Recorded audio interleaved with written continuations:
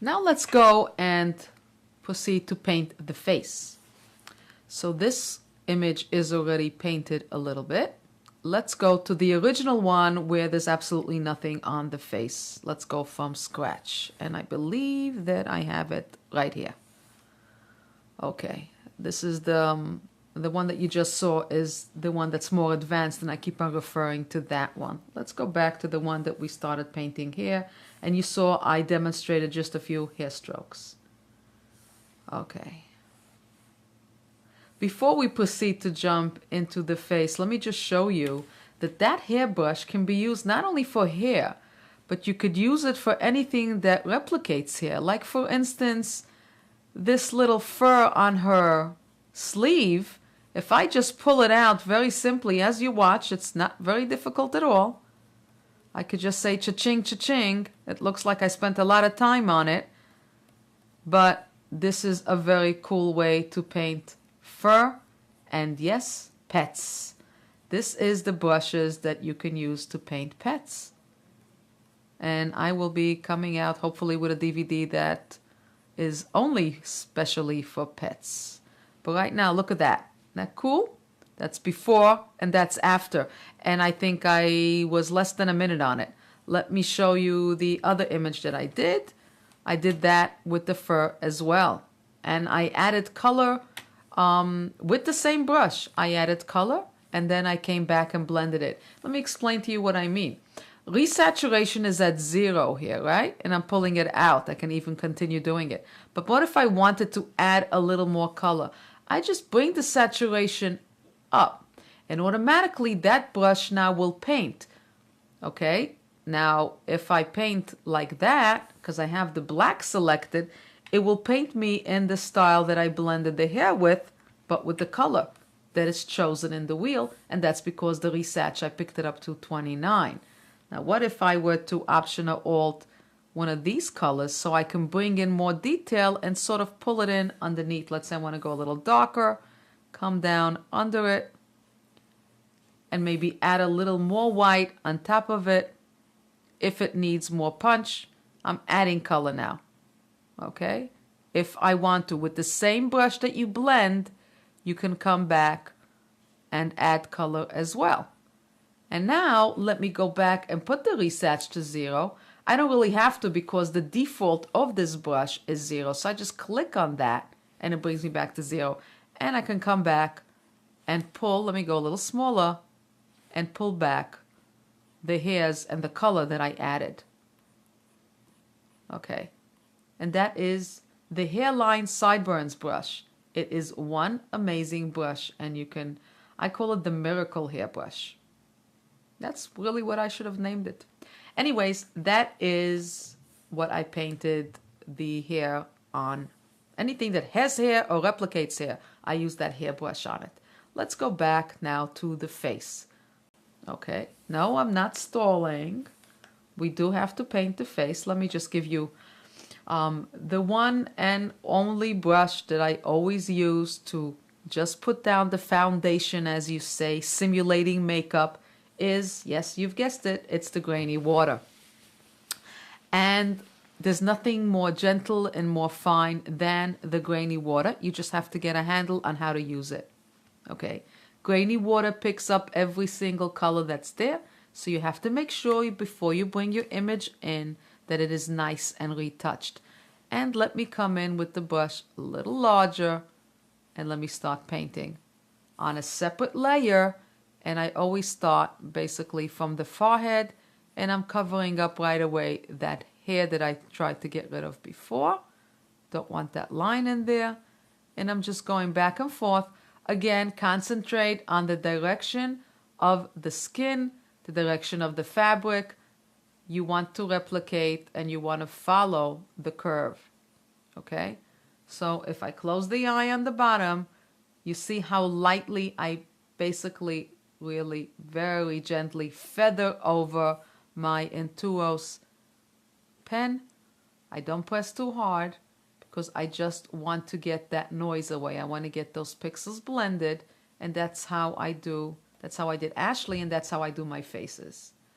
Now, when you're painting portraits, you don't want to go too far away and too heavy on the face, because you will tend to overdo it and you will lose the reality of what the person looks like.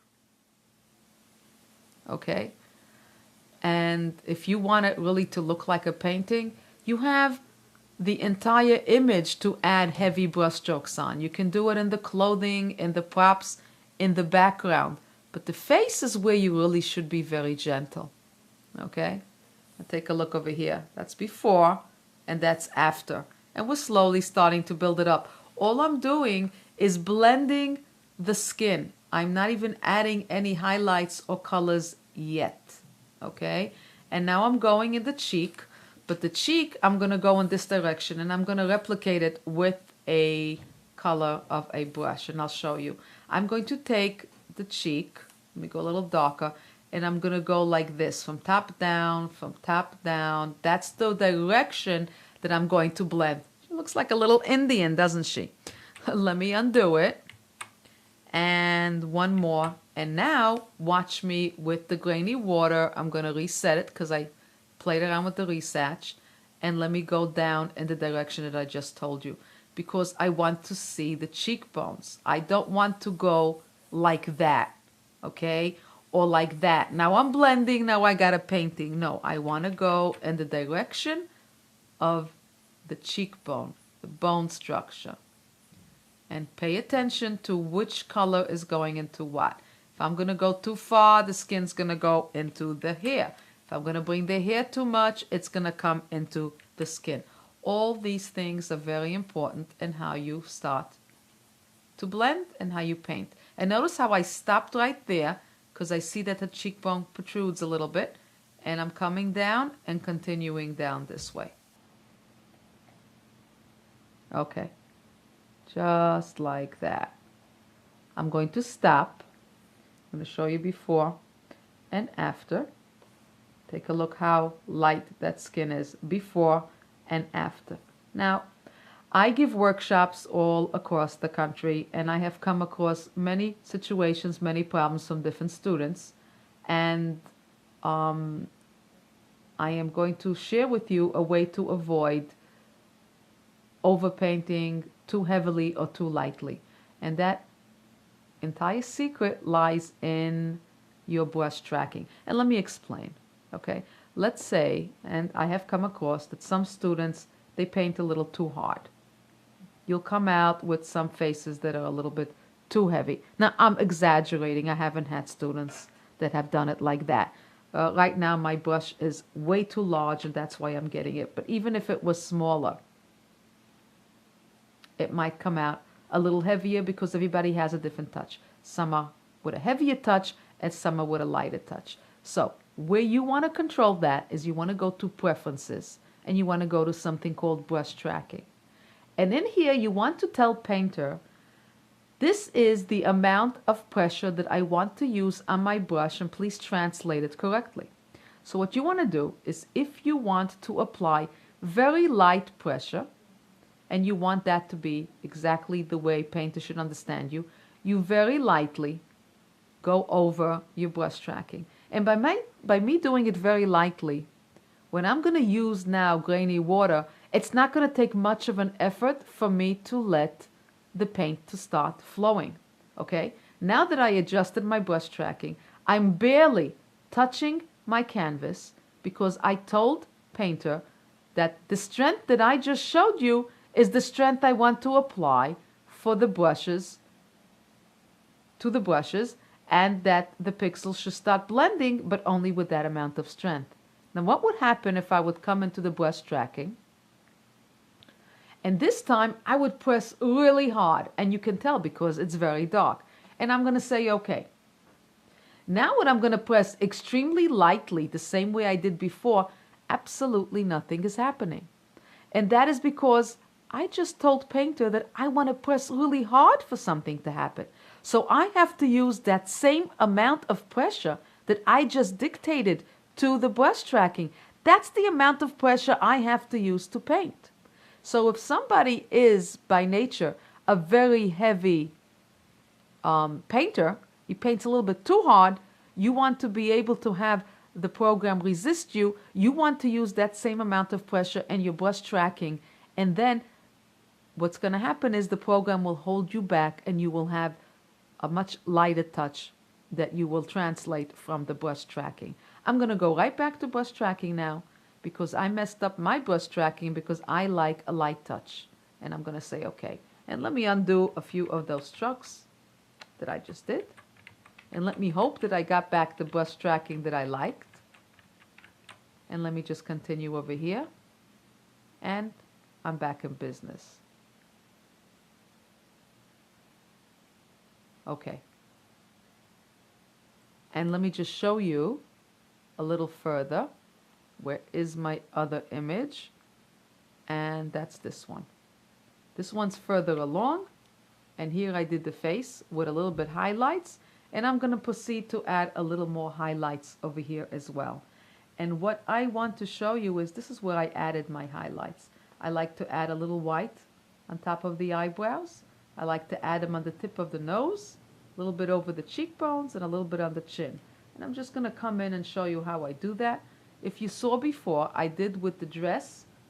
I added the highlights with my Norman Rockwell. That's the brush that I add my highlights with now as well. I take in white. Actually, I'm Option or Alt clicking right over here. Well, let me do the chin. I'll do right over here. I'm going to add a little bit white right there. Come in with a little larger brush, a little pure white right there. And let's say I put it in there. Of course, I'm exaggerating because I had white already. And then I come back with my grainy water and I proceed to blend it in. Just like that. So I put in my highlights where I feel that they're needed. And then I put them in with my Norman Rockwell. Very lightly. And then I come in and I blend it. Just blend it in.